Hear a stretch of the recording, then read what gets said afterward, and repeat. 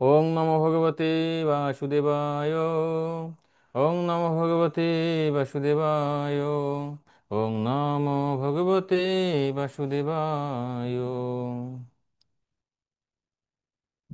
নারায়ণং নমস্কৃত্যং নরং চৈব নরোত্তমং দেবীং সরস্বতী ব্যাসং ততো জয়মুদীরয়েৎ। নষ্টপ্রায়েষু ভদ্রেষু নিত্যং ভগবতো সেবয়া ভগবতে উত্তম শ্লোকৈ ভক্তির্ভবতি নৈষ্টিকী।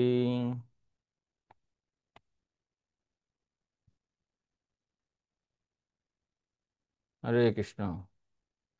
তো সকলকে স্বাগত জানাচ্ছি আমাদের সাপ্তাহিক ভাগবত স্টাডি ক্লাসে। তো আমরা প্রথম স্কন্দের নবম অধ্যায় এর শেষ অংশে রয়েছে। হুম। তো নবম অধ্যায়ে আমরা দেখেছি যে কিভাবে যুধিষ্ঠির মহারাজ যুদ্ধ শেষে অত্যন্ত শোক সন্তপ্ত হয়ে তিনি শোক করছেন যে আমার জন্য এত ব্যক্তি তাদের জীবন নাশ হয়েছে। তিনি নিজেকে দোষী মনে করছেন। তো ব্যাসদেব, ভগবান শ্রীকৃষ্ণ এবং অন্যান্য মুনি ঋষিরা তারা যুধিষ্ঠির মহারাজকে সান্ত্বনা প্রদান করতে চেষ্টা করেন বিভিন্ন নীতিবাক্য আপ্তবাক্যের মাধ্যমে। কিন্তু ভগবানের মায়ার প্রভাবে যুধিষ্ঠির মহারাজ এমনকি ভগবান শ্রীকৃষ্ণের কথাতেও তার শোক দূরীভূত হয় না। তখন ভগবান শ্রীকৃষ্ণ যুধিষ্ঠির মহারাজকে নিয়ে সকল তার যে পঞ্চ ভাইকে নিয়ে রথে চড়িয়ে সুন্দর রাজপ্রাসাদকে সজ্জিত করে ভীষ্মদেবের সম্মুখে নিয়ে আসেন। তো ভীষ্মদেব তাদেরকে এই কুরুক্ষেত্র যুদ্ধে জয়লাভ এবং তারা যে হস্তিনাপুরের সিংহাসন গ্রহণ করেছেন সেটি দেখে এবং শুনে অত্যন্ত আনন্দিত হলেন এবং তিনি ভগবান শ্রীকৃষ্ণের চরণে বেদগর্ভ প্রার্থনা নিবেদন করেন। তো এক পর্যায়ে যুধিষ্ঠির মহারাজ দেখছেন যে ভীষ্মদেব হয়তো আর বেশিক্ষণ এই ধরাধামে থাকবেন না। তখন তিনি রাজধর্ম, স্ত্রী ধর্ম, ভাগবত ধর্ম সহ বিভিন্ন ধর্ম সম্পর্কে ভীষ্মদেবকে প্রশ্ন জিজ্ঞাসা করেন। তো ভীষ্মদেবকে প্রশ্ন জিজ্ঞাসা করার পরে ভীষ্মদেব তার বিশদ উত্তর তিনি প্রদান করেন। তারপরে তিনি যখন দেখেন যে সূর্য উত্তরায়ণের দিকে উত্তর দিকে ঢেলে পড়ছেন, উত্তরায়ণ কাল সন্নিকট এসেছেন, আর সেই সময়ে তিনি ভগবান শ্রীকৃষ্ণকে অনুরোধ করছেন তার প্রার্থনার মাধ্যমে যেন তিনি এই পার্থ সারথী রূপে তার যে আরাধ্য ভগবান চতুর্ভুজ রূপে যেন তিনি তার সম্মুখে থাকেন। এজন্য ভগবানের কাছে প্রার্থনা করছেন এবং সেই প্রার্থনা সেটি আমরা বিষ্ণুদেবের প্রার্থনা নামে ভাগবতে বিখ্যাত। সেই প্রার্থনা নিয়ে আমরা গত ক্লাসে আলোচনা করেছি। তো সেই প্রার্থনা নিবেদন করতে করতে ভীষ্মদেব ভগবানের চরণ কমলে তার দৃষ্টিটাকে নিক্ষেপ করে ভগবানের রূপকে তার হৃদয়ে ধারণ করে তিনি দেহত্যাগ করেন। তো এই পর্যন্ত আমরা আলোচনা করছিলাম। তো ভীষ্মদেব তো দেহত্যাগ করার পরের যে ঘটনা সমূহ, ঠিক আছে, সে সম্পর্কে আজকে আমরা আলোচনা করব। তো 44 থেকে 49 শ্লোক আমরা প্রথম সেশনে আলোচনা করব, তারপর দ্বিতীয় সেশনে আমরা দশম অধ্যায়ের 1 থেকে 6 পর্যন্ত আলোচনা করব। খুব বেশি শ্লোক না, অল্প কিছু শ্লোক। হুম।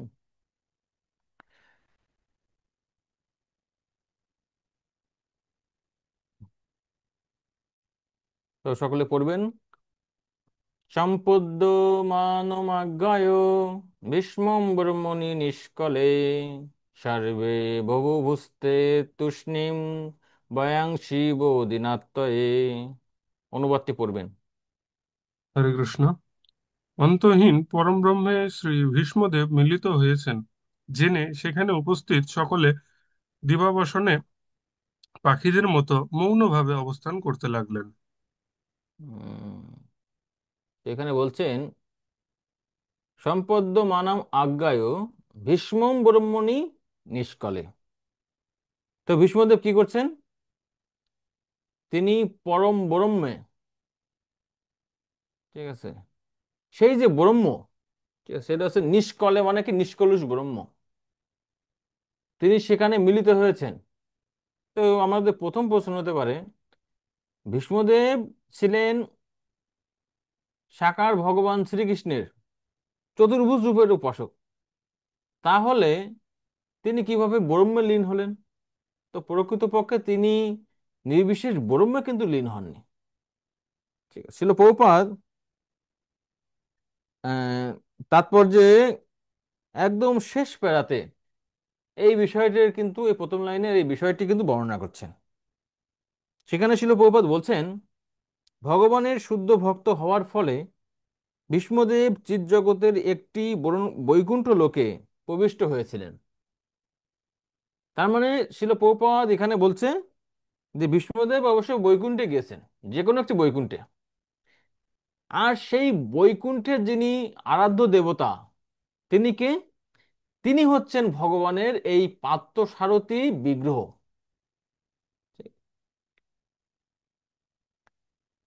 সেখানে ভগবান তার নিত্য পার্থসারথী রূপে তিনি নিরন্তর সেবায় যুক্ত নিত্য মুক্ত জীবদের আরাধ্য ভগবান রূপে বিরাজ করেন। তার মানে তিনি যে ব্রহ্মাণ্ডে গিয়েছেন সেখানকার ভগবানের বিগ্রহকে পার্থসারথী, আর তার সেবায় তিনি সেখানে যুক্ত। তার মানে ভীষ্মদেব হচ্ছে ভগবানের নিত্য পার্ষদ। তো এখন প্রশ্ন হতে পারে, আমরা জানি ভীষ্মদেব ছিলেন অষ্টবসুর একজন, ছিলেন না? প্রভাস নামক বসু, ঠিক আছে। তো প্রভাস বসু ছিলেন অষ্টবসুদের প্রধান। এজন্য আমরা কয়েকটি শ্লোক আগে দেখছি যে বসুত্তম, তিনি ছিলেন বসুদের মধ্যে শ্রেষ্ঠ, উত্তম। তো তিনি যদি স্বর্গের একজন, অষ্টবসুর একজন হন, মানে স্বর্গের একজন দেবতা, তাহলে তার কিন্তু আর তিনি কিভাবে এসে গেলেন, বৈকুণ্ঠে গেলেন? প্রশ্ন হতেই পারে। বিশেষ করে যারা মহাভারত অধ্যয়ন করে, সাধারণ মানুষ যারা আছে, তারা সকলেই বলেন, এবং মহাভারতে লেখা আছে, ভীষ্মদেব এই যে তিনি অপেক্ষা করছেন কোথায় যাওয়ার জন্য? স্বর্গে যাওয়ার জন্য। উত্তরায়ণ দক্ষিণায়নে, উত্তরায়ণের সময় কি থাকে? স্বর্গের দরজা খোলা থাকে। আর দক্ষিণায়নের সময় স্বর্গের দরজা বন্ধ থাকে। কারণ আমাদের 6 মাসে স্বর্গের একদিন, আর বাকি 6 মাসে স্বর্গের রাত হয়। তো উত্তরায়ণ হচ্ছে, স্বর্গের হচ্ছে এই 6 মাস হচ্ছে 12 ঘন্টা। আর সেই সময় অনেক সময় হয় না যে যখন রাত হয়ে যায় দেখবেন গেটগুলো বন্ধ করি, আবার দিনের বেলায় গেট খুলে দেওয়া হয় না? সেম জিনিস। তাই তারা বর্ণনা করে মহাভারতের সিদ্ধান্ত অনুযায়ী যে তিনি স্বর্গে গিয়েছেন। আর ভক্তদের সাথে একটা ক্লাশ হয়, সংঘর্ষণ হয় কোনটাই? এই শ্লোকে, যে ভীষ্মং ব্রহ্মণি নিষ্কলে, যে নিষ্কলুষ ব্রহ্মে ভীষ্মদেব কি করছেন? গমন করছেন। তো এর উত্তরটি হচ্ছে কি? এর উত্তরটি হচ্ছে, যখন কোনো ভগবানের ভক্ত, বিশেষ করে ভগবানের যখন নিত্য সিদ্ধ যে পার্ষদ আছে, ভীষ্মদেব, অর্জুন, দেবকী, বসুদেব, তারপরে মাতা যশোদা, নন্দ, এরা সবাই কি নিত্য পার্ষদ।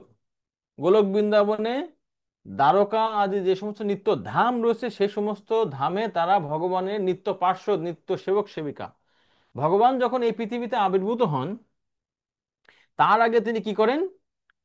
সেই সমস্ত পার্শ্বদেরকে এই জগতে প্রেরণ করেন। আর তারা সকলেই কি?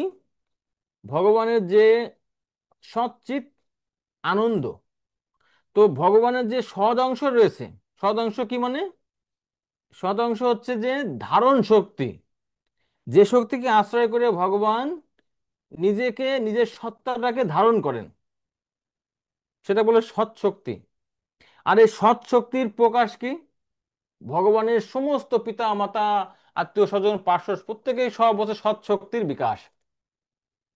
তাই এই সৎ শক্তি সংযুক্ত ভগবানের যে সমস্ত নিত্য পার্শ্বদ রয়েছে, তারা আবির্ভূত হন, আর তাদেরকে আশ্রয় করে ভগবান আবির্ভূত হন। তো ভীষ্মদেব ছিলেন ভগবানের ঠিক তেমনই একজন নিত্য পার্ষদ।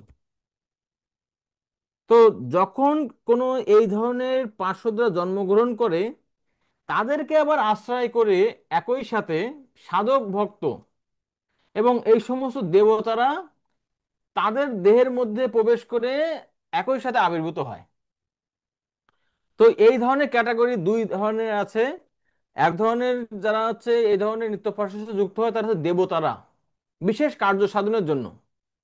আর এক ধরনের ব্যক্তিরা রয়েছে যারা ভগবত ধামে যাবেন তাদের ট্রেনিং এর জন্য। যেমন গোপীদের মধ্যেও কিন্তু অনেক ধরনের গোপীরা ছিল। কিছু আছে মানে নিত্য গোপী, যারা গোলক বৃন্দাবন থেকে এসেছেন। তারপরে শ্রুতিচারী গোপী, মানে বেদ সমূহ। ঋষি- ঋষিচারী গোপী, মানে ত্রেতা যুগে রামচন্দ্রকে দেখে যে সমস্ত মুনি ঋষিরা চাইছিল যে ভগবানেরই মহিষী হবে, ঋষিচারী ছিল। তারপরে নাগচারী গোপী ছিল। ঠিক আছে, এভাবে বিভিন্ন ধর শ্রেণীর গোপীরা আছে। তো তারা ভগবানকে আরাধনা করতে চাচ্ছেন। তো আমরা জানি ভগবানকে আরাধনা করলে কি হয়, আমাদের সাধনা পূর্ণ হলে আমরা ভগবত ধামে যেতে পারি। কিন্তু ভগবত ধামে কিন্তু সরাসরি যাওয়া যায় না। তার জন্য কি করতে হয়, একটি অ্যাডমিশন দিতে হয়। আর সেই অ্যাডমিশনের দেহটা কি, এই সমস্ত নিত্যসিদ্ধ গোপীদের কি দেহে আবির্ভূত হওয়া, অথবা তাদের আনুগত্যে আরো কিছু গোপী আছে, তারা কি করবে সেখানে, মানে প্র্যাকটিস ম্যাচ অনুশীলন করবেন সেই রাগ মার্গের ভক্তি। ঠিক আছে, কারণ প্রত্যেকটা ভক্ত যখন প্রাথমিক পর্যায়ে থাকে তিনি ছিলেন সাধক ভক্ত। বোঝো প্রেম পাইতে নাই শক্তি। তার মানে কি, আমি যদি শুধু সাধনা করি, মানে কি মার্গে, ঐশ্বর্য মার্গে বা সাধন মার্গে, আমি কিন্তু ওই গোলক বৃন্দাবনে যাওয়ার যোগ্য নই।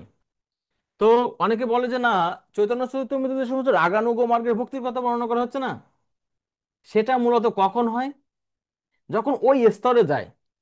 তো তার সর্বশেষ পর্যায়টি কি, ভগবান যখন আবির্ভূত হয় যে ব্রহ্মাণ্ডে, তখন তার বিভিন্ন পার্শ্বদ রূপে এই ধরনের সাধক ভক্ত গিয়ে সেখানে রাগমার্গের ভক্তি অনুশীলন করার সুযোগ পায়। আর সেখান থেকে যারা যারা পাশ করে তারা সরাসরি কি করে, এই ভগবানের সাথে সেই গোলক বৃন্দাবনে প্রবেশ করে। ঠিক আছে, হতে পারে সেটি এই ব্রহ্মাণ্ডে, অথবা কৃষ্ণের অন্য কোনো ব্রহ্মাণ্ডেও যদি এই ধরনের সুযোগ থাকে তখন সেখান থেকে এই করে ভগবানের সাথে সেটা তারা গমন করে। এইটা হচ্ছে সিস্টেম। কিন্তু আমরা সাধক ভক্ত, আমরা সেটাকে অনুকরণ করে, আমাদের রাগমার্গের কোনো যোগ্যতা নাই, আমরা যদি সেই রাগমার্গে অনুশীলন করি, সেটাকেই বলা হয় সহজিয়া। ভগবান সুযোগ দিবেন। আমি যদি এই জন্মে ওই ধরনের আমার প্রবৃত্তি থাকে, সাধন ভক্তিতে আমি যদি স্ট্রং হই,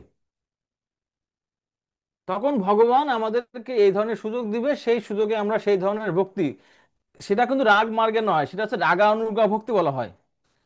দুই ধরনের ভক্তি আছে দেখবেন, ভক্তি রসায়ন সিন্ধুতে বলছে।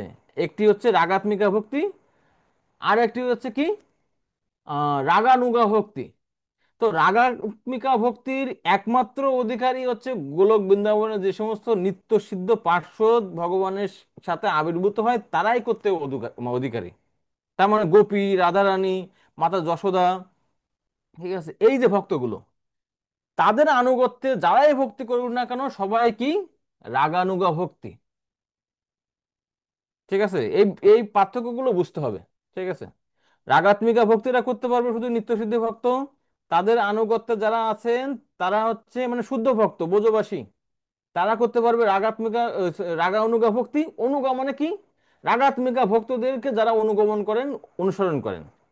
আর আমরা সাধক ভক্ত, আমরা চেষ্টা করতেছি একদম আদৌ শ্রদ্ধা, তত সাধু সঙ্গ, অত ভজন ক্রিয়া, অনর্থ নিবৃত্তি, এইখানে আমরা পড়ে আছি। তারপরে কি, সেই এই অনর্থ নিবৃত্তি পাওয়ার পর নিষ্ঠা, রুচি, ভাব, এই ভাব স্তরে আসলে আমরা তখন ধীরে ধীরে ওই রাগানুগা ভক্তিতে প্রবেশ করার চেষ্টা করি।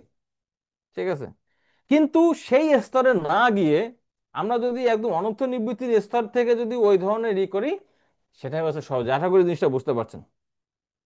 তাই আমাদেরকে কি কখনোই কাউকে অনুকরণ করা যাবে না, কারণ আমি ওই লেভেলে না। আমি অন্ততপক্ষে নিষ্ঠা লেভেলটা পার হই। এইভাবে লেভেল অনুসারে তখন কি এই ভক্তিগুলো কি স্বয়ং প্রকাশ, এগুলো কিন্তু নিজে নিজে প্রকাশ করা যায় না। আমরা যদি চিন্তা করি যে না, হয়তো আমি একটু কান্না করলাম, একটু গায়ে একটু রোম খারাপ হয়ে গেল, আমি মনে হয় তাহলে রাগ মার্গে চলে গেছি, না না না, এরকম না, কৃত্রিম ভাবেই করা যাবে না। আমরা জানি হরিদাস ঠাকুরের একটা আছে না, হরিদাস ঠাকুর হচ্ছে কৃষ্ণ ভাবে ভাবে তিনি গড়াগড়ি দিচ্ছেন, আর একজন ভক্ত কি করছেন, তিনি চিন্তা করছেন আরে হরিদাস ঠাকুরকে সবাই এত সম্মান করছে, তা আমিও একটু করি, গড়াগড়ি দিই। তাকে সেই সাপুড়ে কি করছে, লাঠি দিয়ে পিটাইছে, যে একজন তিনি নিত্যশুদ্ধ পার্শ্বদ, তার প্রেমে অনুকরণ করছে। ঠিক আছে। তা ওই শ্লোকের তাৎপর্য ছিল, প্রভুপাদ বলছেন যে এই জন্য শুদ্ধ ভক্তদের কখনো অনুকরণ করা উচিত নয়। তো অন্যদিকে চলে গেল আলোচনাটা, আমি একটু বোঝানোর জন্য বলছি। তো এখানে মূল বিষয় হচ্ছে, যখন ভীষ্মদেব আবির্ভূত হয়, তিনি ছিলেন নিত্যশুদ্ধ পার্শ্বদ, আর প্রভাস নামক বসু তিনি সেই ভীষ্মদেবকে আশ্রয় করে তিনি আবির্ভূত হয়েছেন। যখন ভীষ্মদেব, যিনি ছিলেন নিত্যশুদ্ধ পার্শ্বদ, তিনি চলে গেছেন বৈকুণ্ঠে পার্থসারথী রূপে ভগবানের সেবা করার জন্য। আর যে বসু ভীষ্মদেবকে আশ্রয় করে ভগবানের আদেশ পালন করার জন্য, কারণ কৃষ্ণ বলছিল হে দেবগণ, তোমরা আমাকে সাহায্য করার জন্য যদুকুলে, বিষ্ণুকুলে, হস্তিনাপুরে, কৌরবদের কুলে আবির্ভূত হও। তো ওই সমস্ত দেবতারা যারা আসছিল ভগবানের সেবা করার জন্য, সেই ভীষ্মদেব বা প্রভাস বসু তিনি কোথায় গমন করেন, তিনি গমন করেন স্বর্গে। তার মানে মহাভারতও ঠিক, ভাগবতও ঠিক, কিন্তু ভাগবত হচ্ছে এখানে মুখ্য বিষয়টি উপস্থাপন করা হয়েছে, ভক্তিকে। সেজন্য কর্মকাণ্ড, এই দেবতা প্রভাসের কথা এখানে মুখ্য বিষয় না করে বর্ণনা করা হয়েছে কোথায়, তিনি বৈকুণ্ঠে গমন করেছেন। তো পরের লাইনে যেটি বলছে, সর্বে বভুস্তে তুষ্ণীম। তো ভীষ্মদেব যখন এভাবে ভগবত ধামে চলে গেছেন, তখন সবাই কি করছেন, তারা নীরব হয়ে গেছে।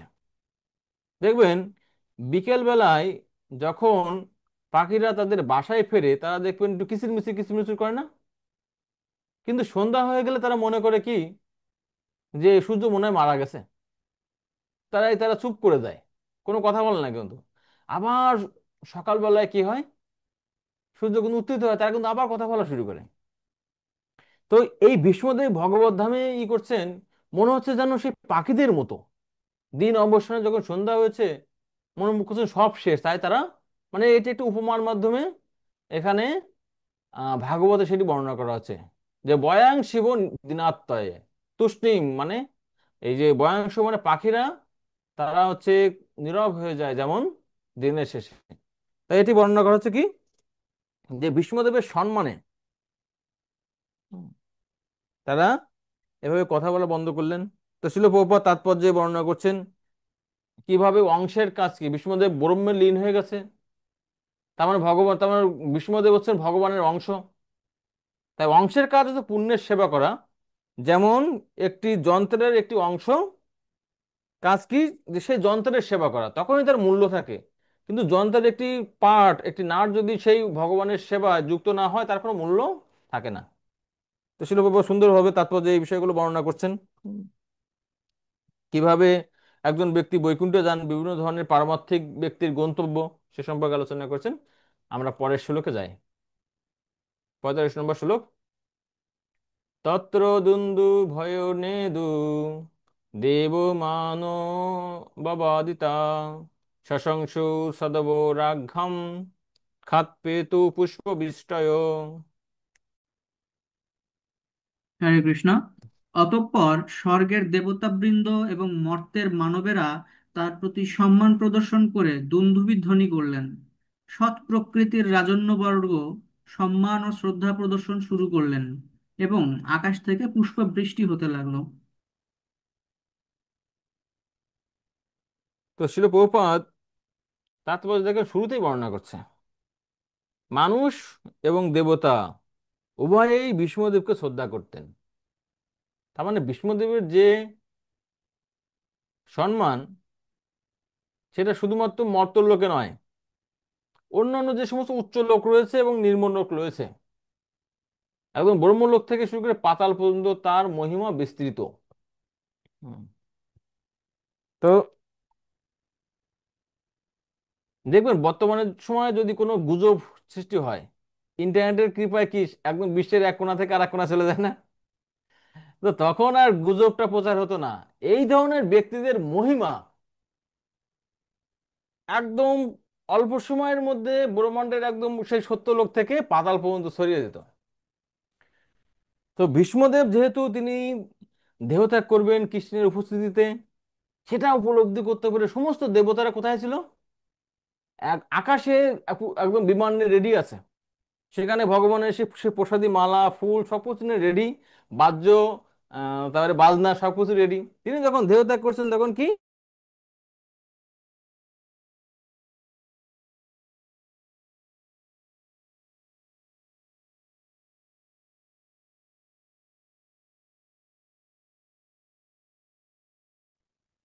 তো ভক্ত যখন দেহত্যাগ করে তখন দুইটি কাজ ঘটে। একটি কাজ কি? সমস্ত ভক্তরা দেবতারা আনন্দিত হয়, আবার সমস্ত ভক্তরা দুঃখ পায়। আনন্দিত হয় কি কারণে?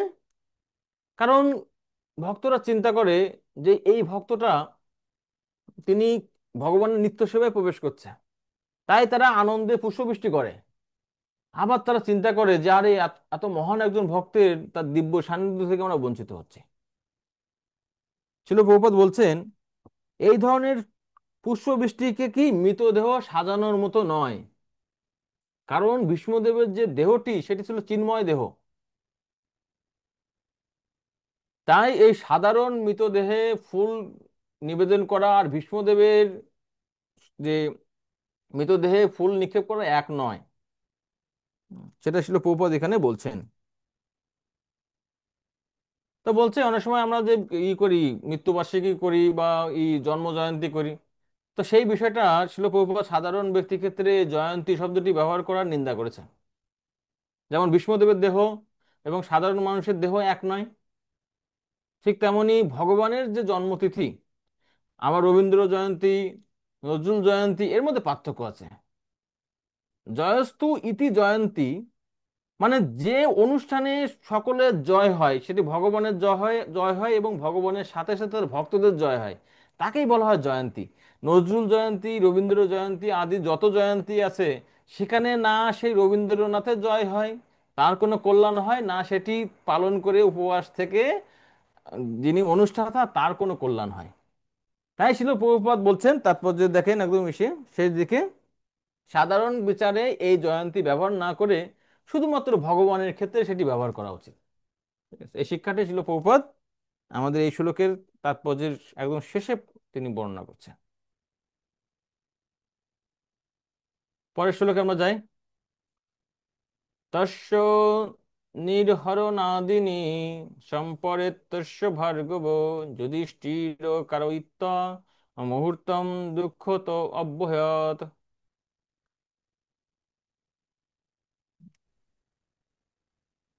হরে কৃষ্ণ। হে ভৃগুবংশ তিলক শৌনক, ভীষ্মদেবের মৃতদেহের অন্ত্যেষ্টিক্রিয়া সম্পাদন করে মহারাজ যুধিষ্ঠির ক্ষণিকের জন্য দুঃখে অভিভূত হলেন। তো এখানে বলছে যে তস্য নির্হন আদিনি। নির্হন মানে কি? যে বিষ্ণুদেব দেহ ত্যাগ করছে। তো দেহ ত্যাগ করার পরে কি করা হয়? এই অন্ত্যেষ্টি ক্রিয়া কিন্তু অনুষ্ঠান করতে হয়। তো এখন প্রশ্ন হতে পারে বিষ্ণুদেব ছিলেন ভগবানের ভক্ত, তার কি অন্ত্যেষ্টি ক্রিয়া করার দরকার আছে? আমরা বলি যে ভগবানের ভক্ত তিনি তো সরাসরি ভগবত ধামে যায়। তো এই বিষয়ে আমরা পরের সেশনে আলোচনা করব, সময় শেষ। পরের সেশনে এই গুরুত্বপূর্ণ বিষয়টি আমরা সংক্ষেপে আলোচনা করব। সকলকে ধন্যবাদ। জয় শিল প্রভুকে স্বাগত জানাই।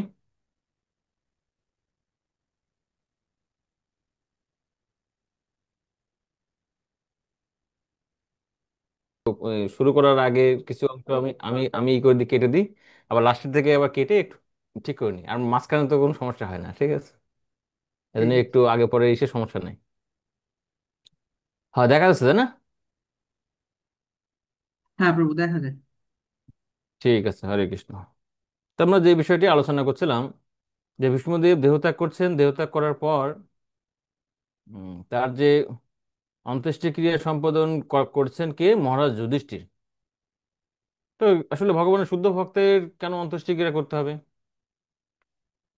তো সেখানে অনেকগুলো কারণ আছে। যে ভগবানের শুদ্ধ ভক্ত দেহত্যাগ করার পর তিনি কোথায় গমন করেন? সরাসরি ভগবত ধামে গমন করেন। তো অন্ত্যেষ্টিক্রিয়া করা হয় কার জন্য? উদ্দেশ্য থাকে কি, যে সমস্ত আত্মা নরকে যাবেন, সেই সমস্ত আত্মাকে নরকে যাওয়ার পথকে সুগম করার জন্য, একটু আনন্দদায়ক করার জন্য ব্যবস্থা করা করা হয় এই শ্রাদ্ধ পিণ্ডির দ্বারা। তো ভীষ্মদেব তো আর নরকে যাচ্ছেন না, তো তবুও কি সামাজিক দৃষ্টিতে তার কর্তব্য। যুধিষ্ঠির মহারাজ জানেন যে ভীষ্মদেব সরাসরি ভগবত ধামে গিয়েছেন, কিন্তু সমাজের নৈতিকতা বা এই যে বিধিবিধানগুলো পালন করার জন্য তিনি পালন করছেন। এটি হচ্ছে একটি বিষয়। দ্বিতীয় বিষয়টি ছিল, প্রভুপাদ বলছেন যে যেহেতু ভীষ্মদেবের কিন্তু কোনো, যেহেতু তিনি বিবাহ করেননি, তাই তার কোনো সন্তানাদি ছিল না।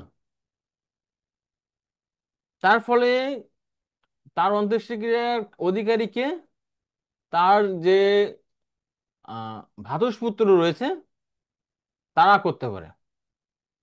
তো সেই ক্ষেত্রে কি, যুধিষ্ঠির মহারাজ সেখানে সবার বড়, তাই তার অধিকার রয়েছে। তাই যুধিষ্ঠিরও কারো ইত্যা, যুধিষ্ঠির মহারাজ তার হচ্ছে অন্ত্যেষ্টিক্রিয়া সম্পাদন করছেন। তো শিল প্রভুপাদ তাৎপর্য বলছেন, ভীষ্মদেব যদিও ছিলেন একজন মুক্ত পুরুষ, তথাপি অন্ত্যেষ্টিক্রিয়া সম্পাদন করা ছিল একটি অবশ্য কর্তব্য। তিনি মুক্ত পুরুষ, তবুও কি, যে তবুও তাদের এই অনুষ্ঠানগুলো করতে হয়। না করলেও সমস্যা নাই, কিন্তু এরকম সামাজিক দৃষ্টিতে বিভিন্ন বিষয়ে সেগুলো করা দরকার। যেহেতু ভীষ্মদেব ছিলেন নিঃসন্তান, তাই তার জ্যেষ্ঠ পুত্র মহারাজ যুধিষ্ঠির ছিলেন সেই অন্ত্যেষ্টিক্রিয়া সম্পাদনের অধিকারী। তো পরের লাইনে ছিল, প্রভুপাদ বলছেন, ভীষ্মদেবের কাছে এটি ছিল একটি বর্ষরূপ। যেহেতু তার মতন একজন মহাপুরুষের শেষকৃত্য সম্পাদন করেছিলেন, তারই মতন একজন মহান বংশধর। তো দেখেন, ভীষ্মদেব মহান ছিলেন, আর সেই মহান ব্যক্তির অন্ত্যেষ্টিক্রিয়াকে সম্পাদন করছেন যুধিষ্ঠির মহারাজের মতো, যিনি সাক্ষাৎ ধর্মনন্দন, তাই না? তিনি করছেন। আর সেটাই শিল প্রভুপাদ এখানে বলছেন। তার মানে মহান ভক্তের দ্বারা মহান ভক্তের ক্রিয়া। আমরা দেখি না অনেক সময় মহারাজরা যখন ই করেন, তখন তাদের যে অন্ত্যেষ্টিক্রিয়া সম্পাদন করেন আর একজন মহারাজ বা আর কোনো মহান ভক্ত। ঠিক আছে?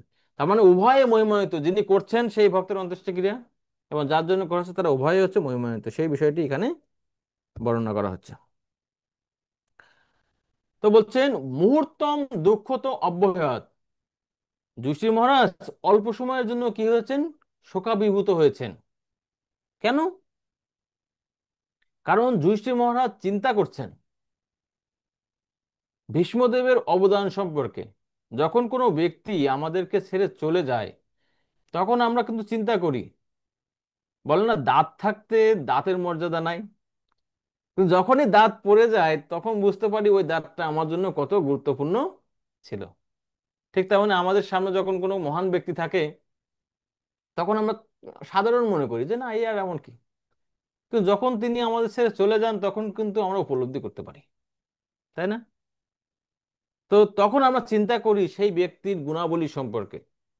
ছিল প্রভুপাদ তাৎপর্য সুন্দরভাবে বর্ণনা করছেন, ভীষ্মদেব ছিলেন পঞ্চ পাণ্ডবের জন্য স্নেহপরায়ণ পিতার মতো।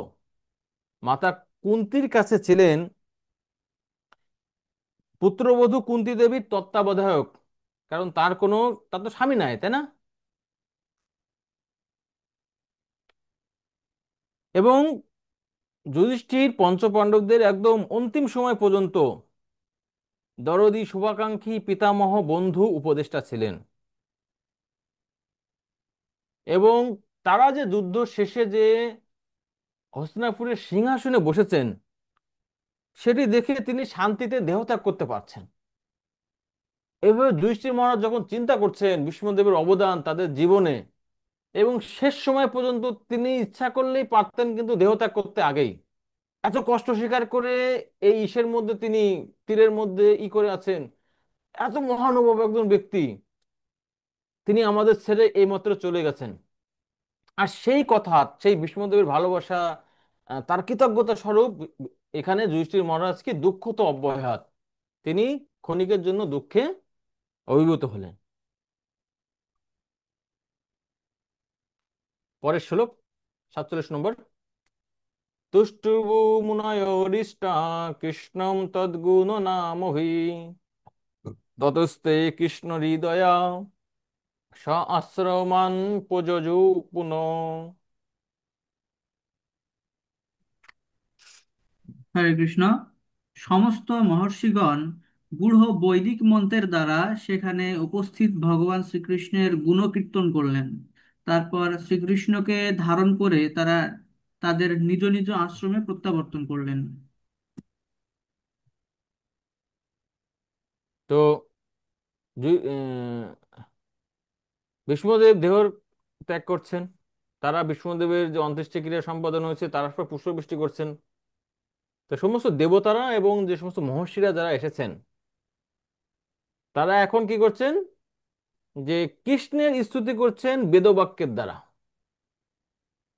এবং কৃষ্ণকে হৃদয়ে ধারণ করে তারা বুঝতে পারছেন এত কিছু ঘটছে কার ইশারায়, ভগবান শ্রীকৃষ্ণের ইশারায়। তাই তারা ভগবানের মহিমা কীর্তন করে, বৈদিক মন্ত্রের মাধ্যমে ভগবানের গুণমহিমা কীর্তন করে, এবং ভগবানকে হৃদয়ে ধারণ করে তাদের স্ব স্ব যে আশ্রম, স্ব স্ব লোক, তারা সেখানে গমন করছেন। 48 নম্বর শ্লোক। তত যুধিষ্ঠির গত্বা সহ কৃষ্ণ গজহয়াম পিতরম শান্তয়ামাস গান্ধারীম চ তপস্বিনীম। হরে কৃষ্ণ। অতএব অতএব বড় মহারাজের যুধিষ্ঠির অচিরে পরমেশ্বর শ্রীকৃষ্ণ সহ তার রাজধানী হস্তিনাপুরে গমন করে তার জ্যেষ্ঠ তাত ধৃতরাষ্ট্র ও তাতপত্নী ও তপসন্ধিনী গান্ধারীকে সান্ত্বনা দিয়েছিলেন। হরে কৃষ্ণ। হরে কৃষ্ণ। তো তত যুধিষ্ঠির গত্তা, এ সমস্ত ক্রিয়াকলাপ করার পর যুধিষ্ঠির মহারাজ গমন করলেন সহ কৃষ্ণ গজহয়ম, কৃষ্ণ সহ, গজহয়ম মানে হস্তিনাপুর, গজ শব্দের অর্থ হস্তি। আর সেখানে গিয়ে তিনি কি করছেন, দেখেন একজন জ্ঞানী ব্যক্তি, তিনি কিন্তু কোন কর্মের পর কোন কর্ম করা উচিত তিনি কিন্তু খুব ভালোভাবে জানেন। তাই শিল প্রভুপাদ বলছেন যে পিতরম শান্তয়ম মাসো গান্ধারীম চ, প্রথমে গিয়ে সান্ত্বনা প্রদান করছেন তার যে তাতো, যিনি তার 100 পুত্রকে হারিয়েছেন যুদ্ধে, সেই ধৃতরাষ্ট্রকে এবং গান্ধারীকে। তো শিল প্রভুপাদ তাৎপর্যে এই গান্ধারীর মহিমা কীর্তন করছেন। গান্ধারী কিন্তু কোনো সাধারণ ব্যক্তি ছিল না, সেজন্য এখানে ব্যাসদেব বলছেন কি তপস্বিনী, তপস্বিনম। তো দেখেন তিনি কিভাবে তপস্বী, যে তার 100 সন্তান দেহ রাখছে, সেই শোক কিন্তু সহ্য করা কিন্তু কোনো সাধারণ বিষয় না। তবুও তিনি তপস্বীরা কি করেন, সহ্য করেন না বিভিন্ন প্রতিকূল পরিস্থিতি, তিনি সেইভাবে সহ্য করছেন। এবং তিনি ছিলেন কি তার পতির অনুগত। তাই তিনি যখন জানতে পারেন তার পতি অন্ধ, সেজন্য তিনি সারা জীবন কি করছেন, একটি বস্ত্রের মাধ্যমে তার চক্ষু আবৃত করে রাখেন, সেটিও একটি তপস্যা। তাই উভয় দিক থেকে তিনি কি, তিনি তপস্বী। এবং শিল প্রভুপাদ তাৎপর্যের একদম শেষ লাইনে বলছেন, গান্ধারী একজন নারী হলেও তার চরিত্র ভীষ্মদেবের থেকে কোনো অংশে কম ছিল না। তার মানে ভীষ্মদেব এবং গান্ধারী, অনেক সময় আমরা মাতাদিদিকে মনে করি তারা একটু কম, কিন্তু না, তারা কোনো অংশে কম না, তারাও মহান হতে পারে। এবং গান্ধারীর মহিমা কিন্তু শাস্ত্রেও কিন্তু বর্ণনা করা হয়েছে, শুধুমাত্র তার এই তপস্যার গুণের জন্য, পতি সেবার গুণের জন্য, তার সতীত্বের গুণের জন্য। এবং ভীষ্ম শিল প্রভুপাদ বলছেন তারা দুজনেই মহাভারতের দুটি অসাধারণ ব্যক্তিত্ব। পরের শ্লোক। পিত্রা চ অনুমত রাজা বাসুদেবানুমোদিত চকারো রাজ্যম ধর্মেণ পিতৃপৈতাম অহম বিভু। হরে কৃষ্ণ। তারপর মহান ধর্মরাজ যুধিষ্ঠির জ্যেষ্ঠতাত ধৃতরাষ্ট্রের অনুজ্ঞা এবং পরমেশ্বর শ্রীকৃষ্ণের সম্মতি অনুসারে ধর্মের বিধান ও রাজকীয় নীতি নিয়মাদি কঠোরভাবে পালন করে তার পিতৃ পিতামহদের পদাঙ্ক অনুসরণে রাজ্য শাসন করতে লাগলেন। তো যুধিষ্ঠির মহারাজ এভাবে তাদেরকে সান্ত্বনা প্রদান করছেন এবং তার জ্যেষ্ঠতা তো ধৃতরাষ্ট্রের অনুজ্ঞা। তো দেখেন যুধিষ্ঠির মহারাজ কত মহান ছিলেন, যে ধৃতরাষ্ট্র সবসময় ক্ষতি করতে চাইতেন পঞ্চপাণ্ডবদের এবং তাকে তার রাজ্যের অধিকার থেকে কিন্তু বঞ্চিত করছেন। কিন্তু যুধিষ্ঠির মহারাজ কিন্তু রাজ্য শাসনের ক্ষেত্রে সবসময় ধৃতরাষ্ট্রের কাছ থেকে পরামর্শ নিতেন এবং সবসময় তাকে মূল্যায়ন করতেন। তাই তিনি ধৃতরাষ্ট্রের অনুজ্ঞা বা আদেশক্রমে এবং পরমেশ্বর ভগবানের শ্রীকৃষ্ণের ভক্ত সবসময় কিন্তু ভগবানের জন্য কর্ম করেন, কিন্তু তিনি সফল হলেও ভগবানের অনুমোদন ছাড়া কিছু করেন না। আর সেটাই হচ্ছে যুধিষ্ঠির মহারাজের এখানে গুণ। চকারো রাজ্যম ধর্মেন। তো শিল প্রভুপাদ বলছেন যে যখনই কেউ আসলে রাজ্য লাভ করে, দেখবেন যখন কেউ কখনো পোস্ট যখন তিনি পাননি তখন কিন্তু আমরা বুঝতে পারি না এই ব্যক্তিটা কেমন, কিন্তু যখন তাকে একটু ক্ষমতা দেওয়া হয় তখনই বোঝা যায় যে সেই ব্যক্তিটা কেমন, তিনি ক্ষমতার সৎ ব্যবহার করছেন নাকি অসৎ ব্যবহার করছেন। তো এই জন্য শিল প্রভুপাদ তাৎপর্য বলছেন যে এই শ্লোকে না, আগের একটি শ্লোকে, যে যুধিষ্ঠির মহারাজ তিনি যে একজন রাজা রূপে যখন করছেন তখন তিনি আসলে কিভাবে সেই রাজ্যটাকে শাসন করছেন সেটা হয়তো সামনের অধ্যায়ে আলোচনা করা হয়েছে। তো চকারো রাজ্য ধর্মেন পিতৃ পিতামহম বিভুম। তার যে সমস্ত মহান পিতামহ বা যে বংশ পরম্পরা রয়েছে তাদেরকে অনুসরণ করে তিনি এই রাজ্য শাসন করছেন।